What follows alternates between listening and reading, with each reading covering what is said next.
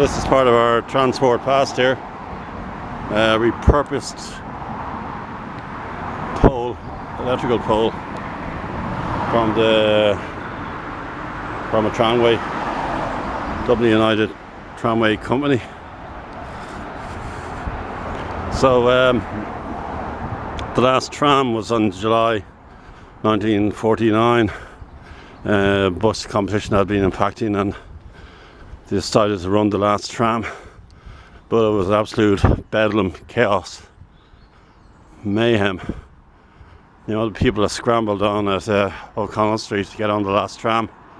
So effectively the tram took 2 days. It started off, I think, O'Connell Street 11ish, or I certainly will supply you all the facts, but by the time, and probably even coming down this road, fixture and fittings had been ripped apart, seats had been ripped up. It was just absolute chaos. The last tram coming down this road, heading towards Backrock depot. So the other depot was down in Dalkey, where you can still see the tracks.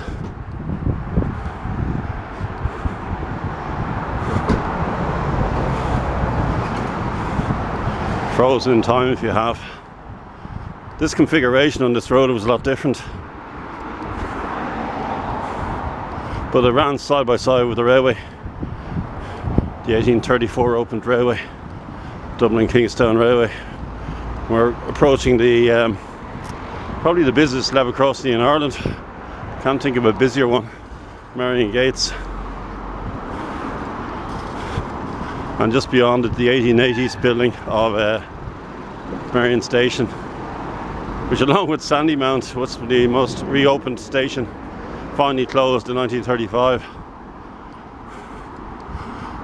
Patrons had to either use Sydney Parade or Belfield. So where those lights are, there was a signal cabin, and it was taken out of use during the dark construction works. I think it was about 1983. So this is how busy it is, this road.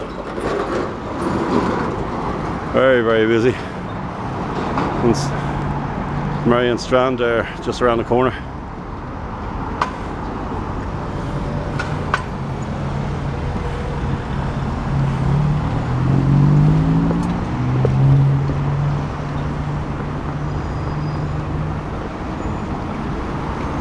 Under 91 years now since trains have been coming up and down here. From steam to the pioneering drum trains, diesels, rail cars, and now DART and the new generation of rail cars, commuter trains. Will I ever get across this road? Patience is of a virtue. Over here you can just see the remnants of the platforms from Merrion Station. There we go. Now's the opportunity. I've covered this before, but it's nice to revisit different locations, as I do numerous times on the Harcourt Street line. You can see the fish plates and the tracks held together. Remember my Hornby train set in the 1970s? They had their version of fish plates. But you can see the wall. So the wall, this all goes back to the 1880s, and the platform probably a bit earlier. The actual station opened in 1835.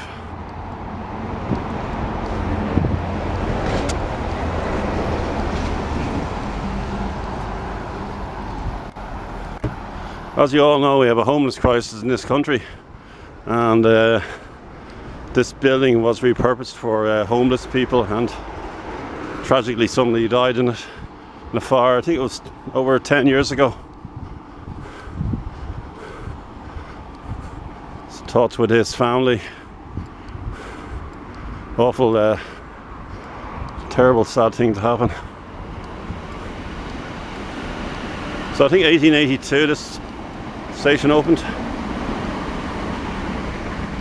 Well, this station building opened. The station was already here. You can see the entrance here. So yeah, this is bang in the middle between Sydney and Sydney Parade and Budistan. Both busy commuter stations. There was a bottle bank here.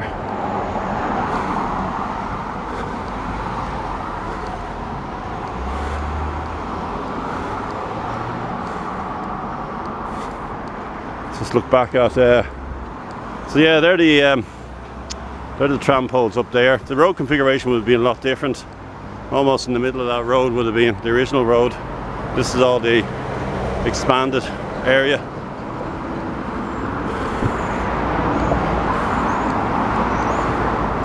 There's a few tram poles up here,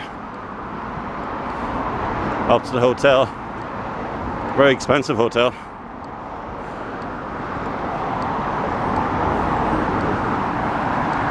So that's it. I was going to do a quick video, so here we are at 6 minutes, 6.25 minutes, but I'll put some information in.